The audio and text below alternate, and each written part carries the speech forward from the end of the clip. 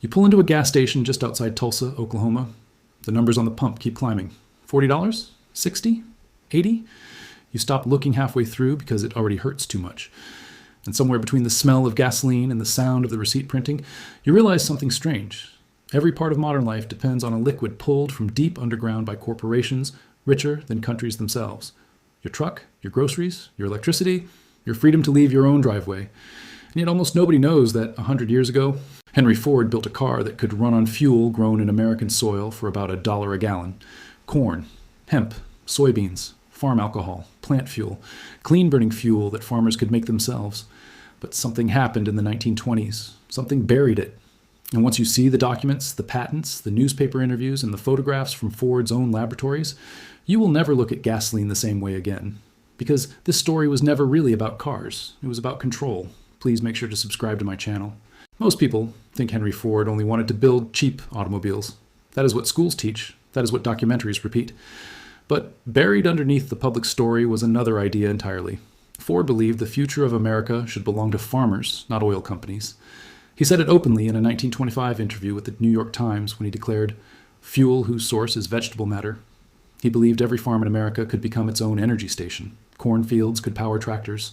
Hemp could power engines. Soybeans could become plastics. Waste crops could become fuel. Rural families would not need to depend on giant fuel monopolies to move, work, or survive. But nobody talks about this anymore. The knowledge quietly disappeared. And the strangest part is that Ford was not hiding it at all. Please make sure to subscribe to my channel. He was showing it to anyone willing to listen. The first time I realized how deep this story went was in the basement archive of an old transportation museum outside Dearborn, Michigan. I was not looking for fuel research. I was actually there to see a restored Model T engine. But an older mechanic named Walter pulled a faded binder from a shelf and asked me a question I still think about today. "Do you know why Standard Oil hated Henry Ford?" I laughed because I thought he was exaggerating. He was not. Inside that binder were photocopies of agricultural journals from the 1920s, engineering diagrams, and speeches Ford gave to farming associations.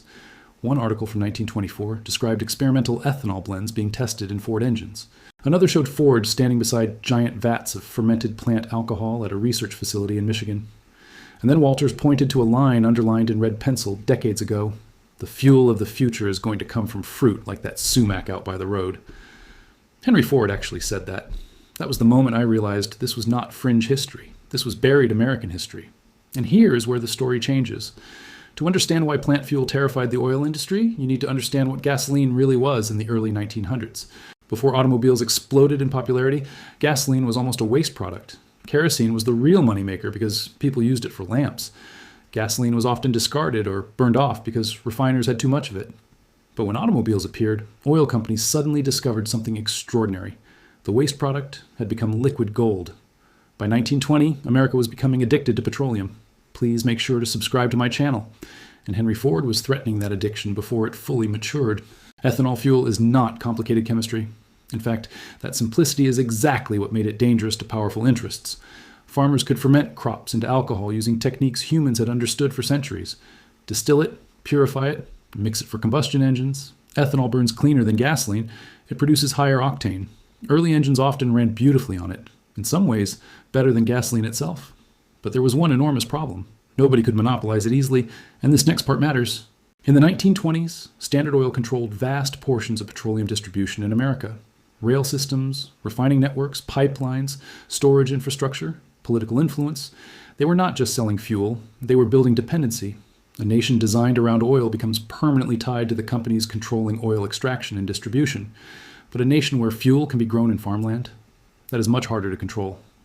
Ford understood this instinctively because he grew up around farmers. He did not see agriculture and industry as enemies. He saw them as partners. He imagined a decentralized America where local communities produced their own materials, fuel, and goods. He called it chemurgy before most Americans had ever heard the word. Entire laboratories were dedicated to turning crops into industrial products. Soybean plastics, hemp composites, corn alcohol fuel, even wheat straw conversion experiments. In 1931, Ford unveiled a prototype plastic-bodied vehicle partially made from agricultural materials. Witnesses claimed he swung an axe at the trunk panel during demonstrations to prove its strength. Most people today think bioplastics are modern innovation. Ford was experimenting with them nearly a century ago, but buried inside all of that experimentation was the bigger threat. UL independence. And once the oil industry realized Ford was serious, the pressure started building quietly, not with dramatic secret meetings, not with movie villain conspiracies. Something slower, more believable, more American. Economic pressure, infrastructure dominance, political lobbying, tax policy, narrative control. Because while gasoline distribution networks expanded across America, ethanol faced restriction after restriction. During Prohibition, alcohol production became heavily regulated. Oil companies pushed narratives about gasoline being the modern fuel of progress. Advertising campaigns painted petroleum as scientific, advanced, and inevitable. Meanwhile, farm alcohol slowly became associated with instability, inconvenience, and outdated rural life. People stopped seeing themselves as capable. They started seeing themselves as consumers. And Henry Ford watched it happen in real time. There is a forgotten interview from the late 1930s where Ford warned that massive, centralized industry would eventually weaken ordinary Americans. He feared dependence on corporations, dependence on distant supply chains, dependence on systems people no longer understood. Sound familiar?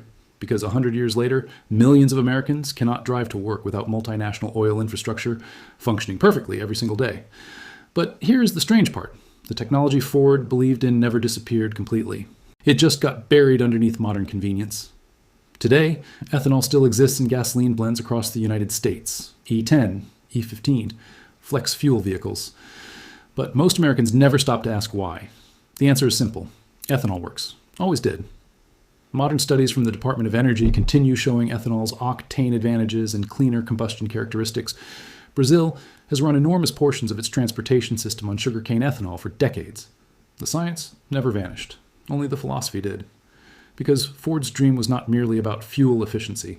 It was about self-reliance. And this is the part most people miss entirely. Imagine if small communities produced portions of their own energy locally. Imagine if agricultural waste became fuel instead of landfill. Imagine if dependency on global oil shocks weakened even slightly. The issue was never that plant fuel could replace every barrel of petroleum overnight.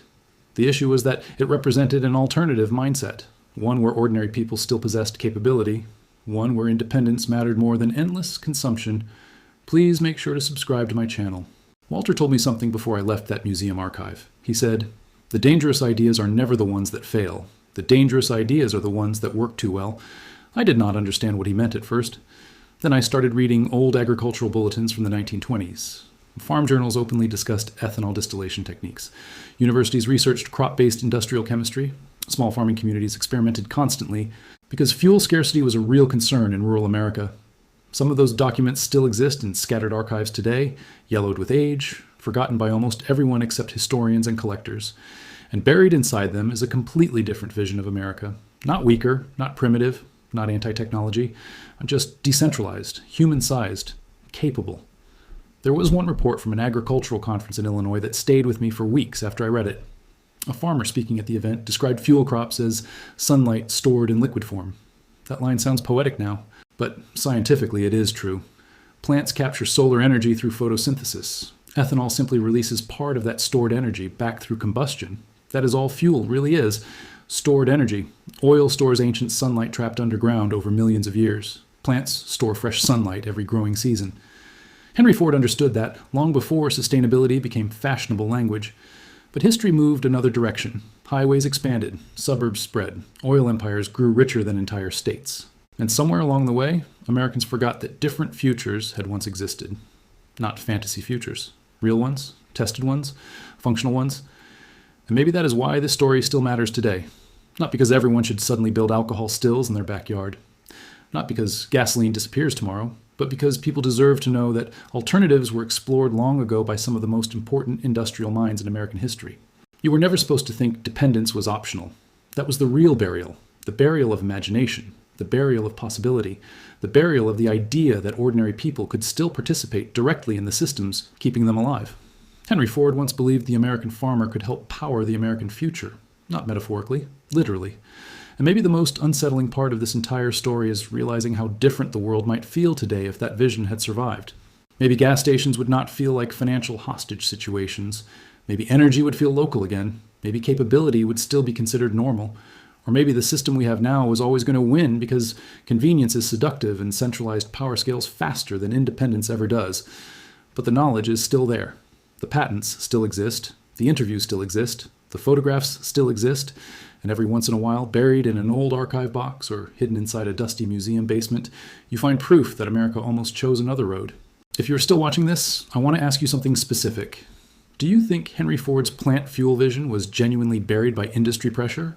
Or do you think America simply chose convenience over independence? Write it in the comments. I read every single one. And if this kind of forgotten history speaks to something inside you, stay with Hiddenova, because next week we are uncovering the strange story of the American inventor who built a home heating system in the 1930s that allegedly warmed an entire farmhouse using almost no electricity at all. The patent still exists. Please make sure to subscribe to my channel. The blueprints still exist, and once you see how it worked, you may never look at your power bill the same way again.